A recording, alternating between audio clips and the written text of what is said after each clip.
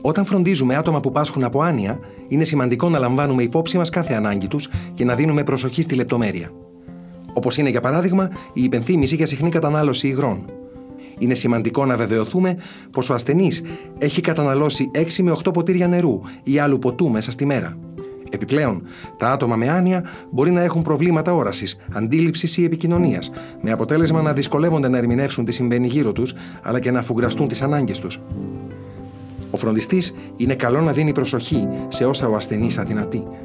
Για παράδειγμα, πρέπει να θυμόμαστε να καθαρίζουμε τα γυαλιά του όταν αυτά είναι βρώμικα και να αλλάζουμε μπαταρίες στα ακουστικά βαρικοείας του. Σε περίπτωση που το άτομο που φροντίζουμε χτυπήσει, νιώθει έντονο πόνο, έχει δυσκολιότητα ή σημάδια κατάθλιψης, συμβουλευόμαστε αμέσως τον γιατρό του και ενημερώνουμε την οικογένειά του.